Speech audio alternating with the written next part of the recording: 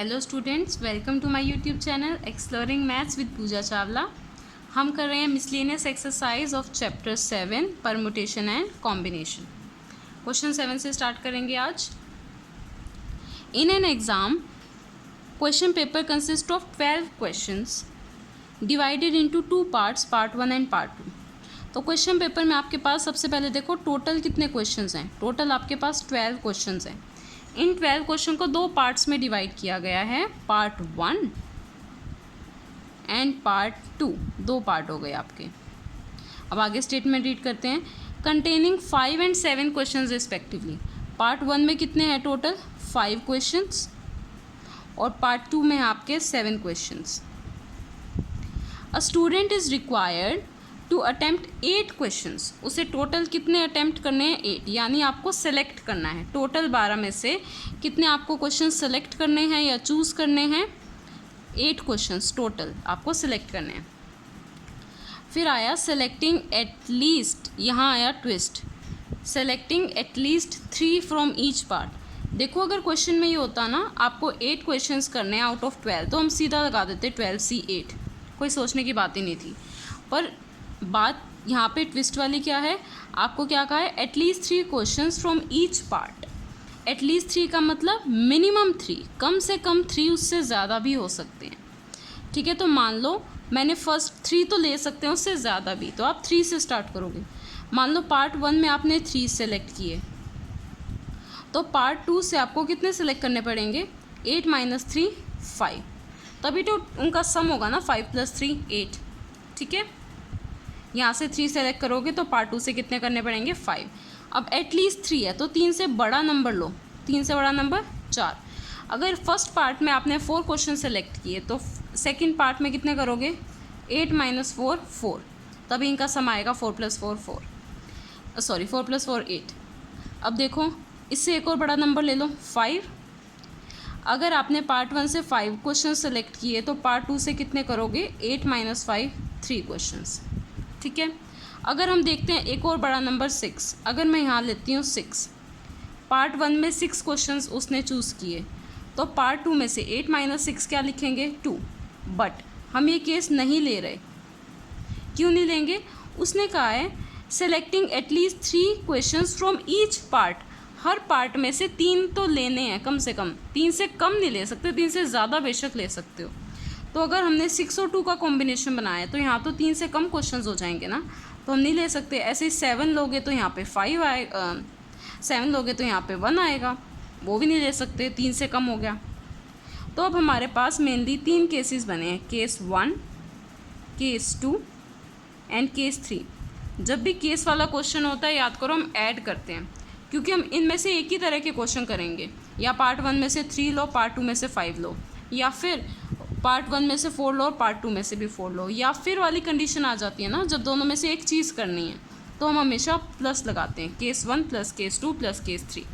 अब देखो केस कैसे बनेंगे। सबसे पहले बात करेंगे केस 1 की। पार्ट 1 में कितने क्वेश्चंस थे? 5। कितने सेलेक्ट किए? 3, तो 5C3।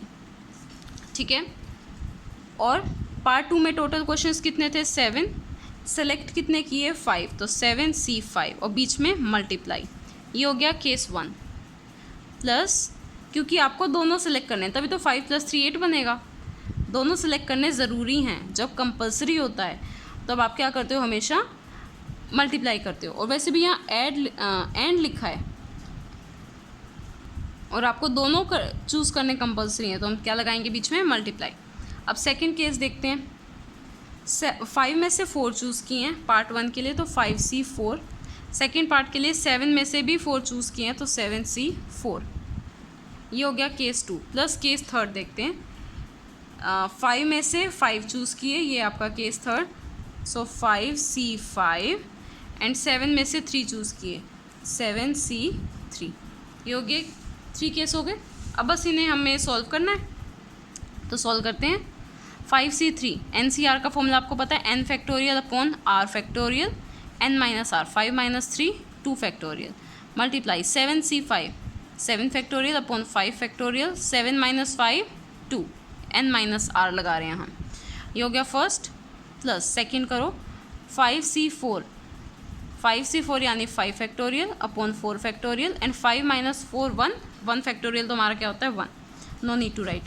7 factorial n factorial upon r factorial n minus r यानी 3 फैक्टोरियल प्लस इसमें भी लगा लो n तो हमेशा 1 होता है तो हम डायरेक्ट लिख सकते हैं 5c5 1 हो गया and 7c3 n factorial upon r factorial n minus r 7 minus 3 4 factorial. nc 0 और ncn हमेशा 1 होता है। बस इनको एक बार सॉल्व कर लेते हैं फटाफट। 5 फैक्टोरियल इसको हम लिख सकते हैं 5 multiply 4 multiply 3 factorial upon 3 factorial multiply 2 factorial तो 2 होता है एंड 7 को हम लिख सकते हैं 7 6 5 ताकि ये 5 से 5 कैंसिल हो जाए तो ये 3 से 3 कैंसिल हो जाएगा, यहाँ 5 से 5 कैंसिल हो जाएगा। पहले सारी ब्रैकेट्स ओपन कर लेते हैं।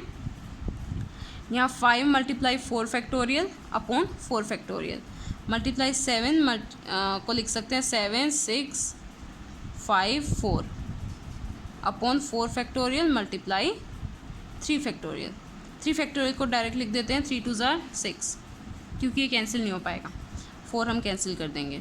यहाँ पे 7 को हम लिख सकते हैं 7 6 5 4 फैक्टोरियल और नीचे 3 फैक्टोरियल हो जाएगा हमारा 6 मल्टीप्लाई 4 फैक्टोरियल। अब कैंसलिंग करते हैं, 3 से 3 कैंसिल, 2 2 4, यहाँ पे 2 3 6, ये क्या बना 5 2 10 मल्टीप्लाई 7 3 21। ये हो गई फर्स्ट ब्रैकेट। सेकेंड ब्रैकेट 4 से 4 कैंसिल, क्या बचा सिर्फ 5 मल्टीप्लाई, यहाँ पे भी 4 से 4 कैंसिल, 6 से 6 कैंसिल, 7 5 35 प्लस 4 से 4 कैंसिल, 6 से 6 कैंसिल, 7 5 35। अब इसको ये बन गया 210, 35 इंटू 5, 5 5 25, 2 कैरी, 5 3 15 एंड 2 17 प्लस 35। बस इनको ऐड कर देते हैं, ऐड करके आ जाएगा आपका 420 जो है आपका आंसर। अब देखते हैं next question, question number 8। Question number 8 में देखो, to determine number of 5 card combination, आपको 5 कार्ड्स का कॉम्बिनेशन बनाना है out of deck of 52 cards. आपको पता है डेक में 52 कार्ड्स होते हैं, वही चीज़ हमें सेलेक्ट करना है। 52 कार्ड्स में से 5 कार्ड्स सेलेक्ट करने हैं, तो ये कॉम्बिनेशन का ही क्वेश्चन है। तो टोटल सबसे पहले लिख लो, टोटल कार्ड्स कितने हैं आपके पास, टोटल कार्ड्स हैं 5। आपको सेलेक्ट कितने करने हैं 5 कार्ड, आपको सेलेक्ट करने हैं 52 टोटल है, 5 कार्ड का कॉम्बिनेशन आपको सेलेक्ट करना है। पर क्या ट्विस्ट है, selection of 5 card has exactly 1 king. ठीक है, आपको सिर्फ 1 किंग लेना है। तो जो आपको गिवन है ना वैसे ही ब्रेक करो, एक तो किंग वाले, क्योंकि किंग की बात हुई है क्वेश्चन में, और एक नॉन किंग जो किंग नहीं है बाकी बचे हुए।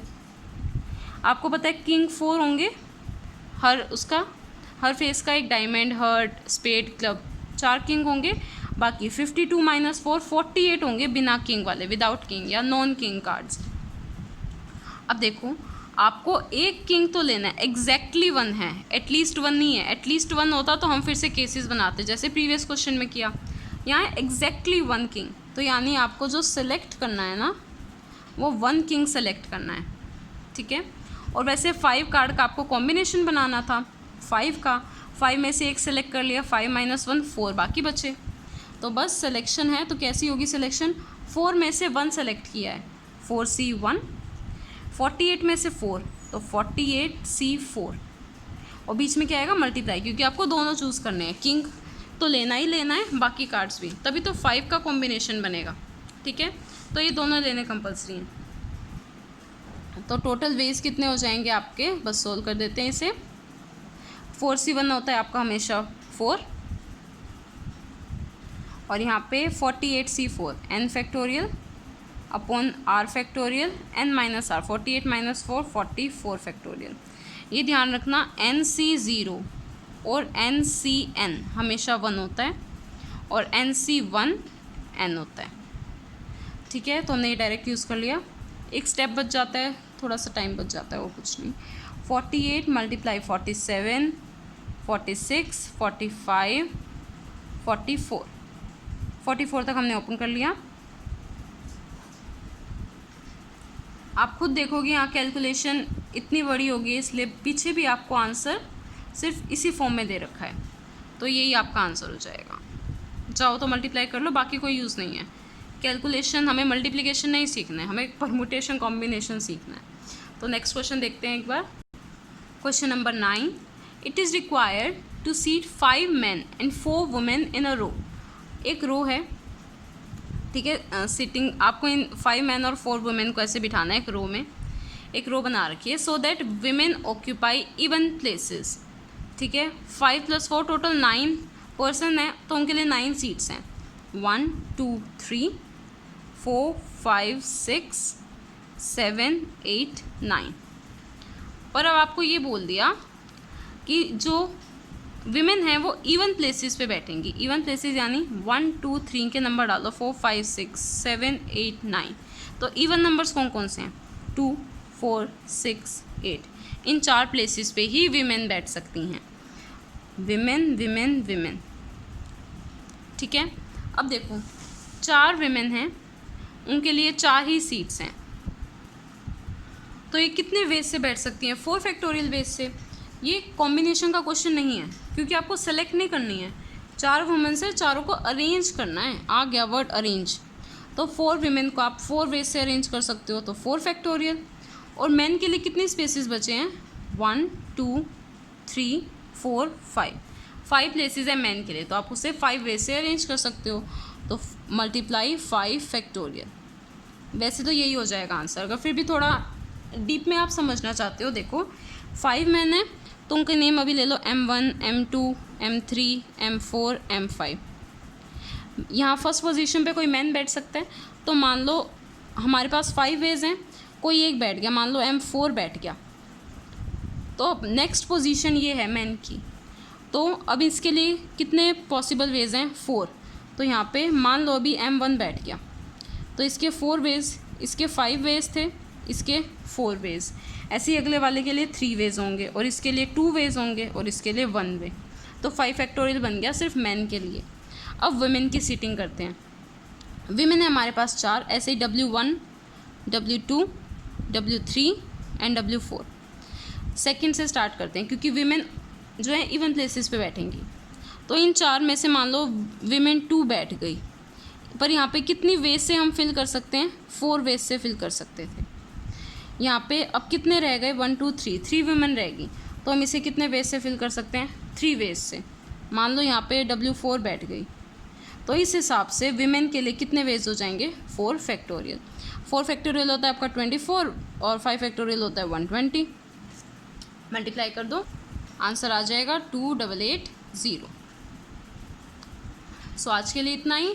आपको वीडियोस कैसी लगी कमेंट सेक्शन में ज़रूर लिखें। ज़्यादा से ज़्यादा लाइक करें, शेयर करें, सब्सक्राइब करें। Thank you so much.